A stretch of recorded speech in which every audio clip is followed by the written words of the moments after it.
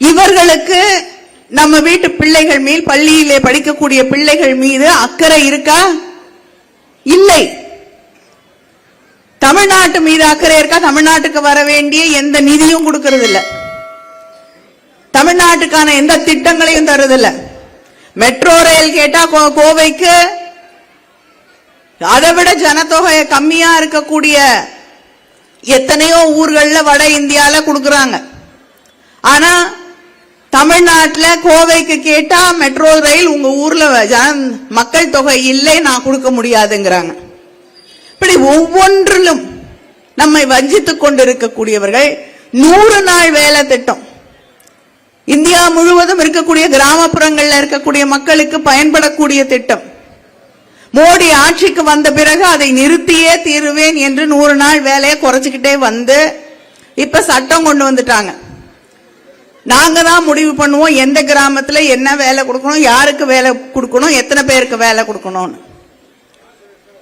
அந்த திட்டத்திற்கு ஒதுக்கீடு செய்யக்கூடிய பணத்தை குறைத்துக் கொண்டே வந்திருக்கிறார்கள். எப்படி சம்பளம் கொடுக்க முடியும்? இப்படிப்பட்ட ஒரு சட்டத்தை நாடாளுமன்றத்திலே கொண்டு வந்த போது எதிர்த்தவர்கள் திராவிட முன்னேற்ற கழகம், எதிர்த்தது நம்முடைய முதலமைச்சர். ஆனா அமைதியா அதை கூட ஏற்றுக்கொண்டது யாரு?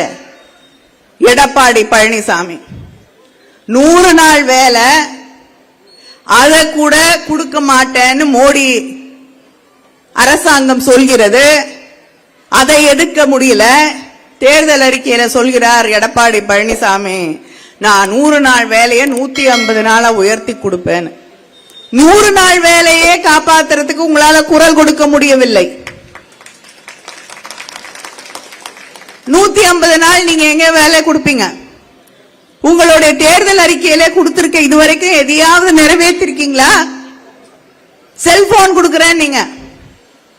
பழைய அதிமுக தேர்தல் அறிக்கையில 2016 வந்த தேர்தல் அறிக்கையை எங்கேயா தேடி இன்டர்நெட்ல கூட இருக்கு, படிச்சு பாருங்க. 27வது பக்கத்துல செல்போன் கொடுக்கிறேன் நாங்க. யாருக்காவது கொடுத்திருக்காங்களா? இல்ல. ஆனா திராவிட முன்னேற்ற கழகம் தேர்தல் அறிக்கையிலே எதையாவது செய்கிறேன் என்று சொன்னா செய்யாம இருந்திருக்காங்களா? இல்லை. செய்து தந்திருக்கக்கூடிய ஆட்சி திராவிட முன்னேற்ற கழகம். தலைவர் கலைஞர் அவர்கள் வண்ண தொலைக்காட்சி பெட்டி தரேனாரே, தந்தாரு. நம்முடைய முதலமைச்சர் விடியல் பயணம் தருகிறேன் என்றால் செய்து தந்தார். அதே போல இந்த சகோதரிகளுக்காக 1000 ரூபாய் மகளிர் உரிமை தொகையாக வழங்குகிறேன் என்றார், தந்தார். கொடுத்திருக்கக்கூடிய வாக்குறுதிகளை எல்லாம் தொடர்ந்து நிறைவேற்றக்கூடியவர்கள். அந்த நம்பிக்கையோடு தான் இன்னைக்கு சகோதரிகள் 8000 ரூபாய் கூப்பன் தரேன், வவுச்சர் தரேன், உங்களுக்கு எது வேணுமோ வாங்கிக்கோங்க, நான் கொண்டு வந்து ஃப்ரிட்ஜ் தரேன், இதை தரேன், அதன்னு திணிக்க மாட்டேன்.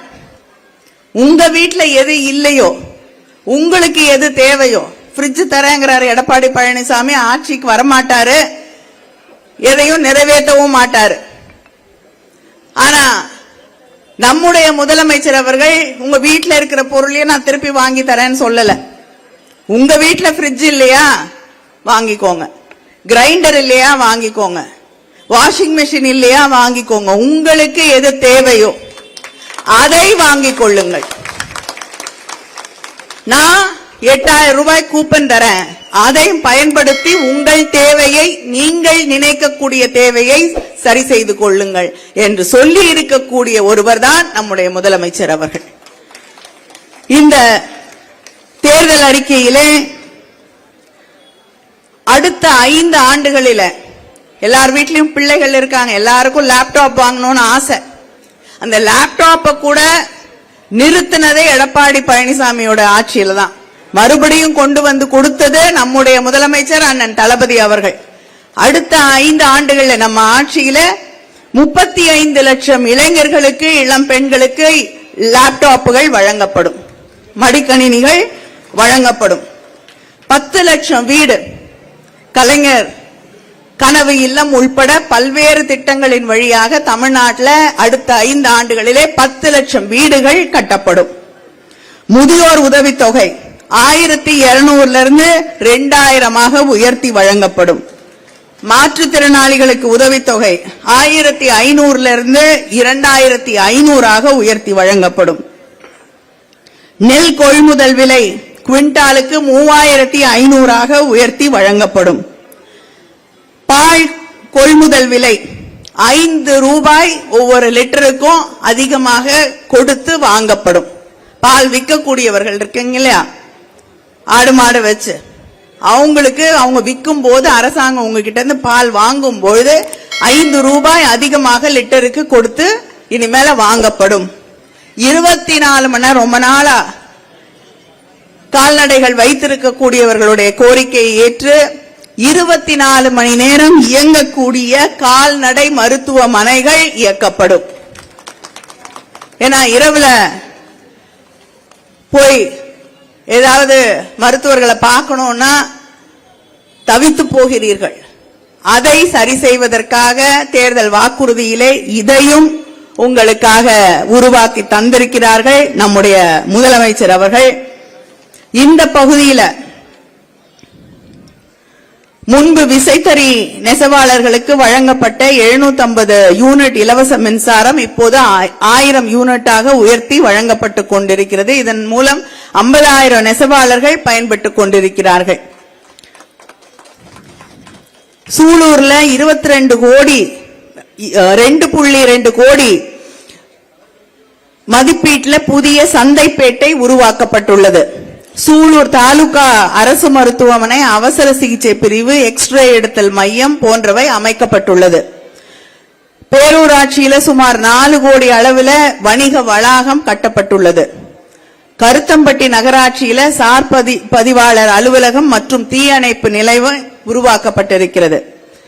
இனி நிறைய தேர்தல் வாக்குறுதிகளை, உங்களுக்கு பிடித்த வாக்குறுதிகளை எல்லாம் முதலமைச்சர் அவர்கள் செய்து தந்திருக்கிறார்கள். இந்த தொகுதியில் இருக்கக்கூடிய மக்களுக்காக சேர்மனூர் பகுதியில புதிய ஜவுளி பூங்கா மற்றும் தொழிலாளர்கள் தங்கும் விடுதிகள் கட்டித்தரப்படும்.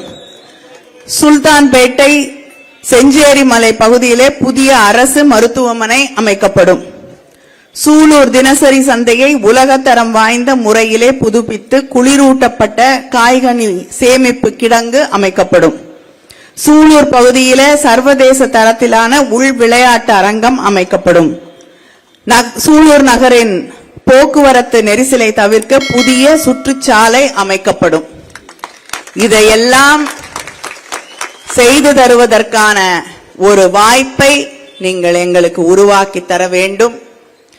நமக்கு எதிராக நிற்கக்கூடியவர்கள் திராவிட முன்னேற்ற கழகத்திற்கு எதிராக நிற்கக்கூடியவர்கள் இல்லை, தமிழ்நாட்டிற்கு எதிராக நிற்கக்கூடியவர்கள் என்பதை நீங்கள் புரிந்து கொள்ள வேண்டும்.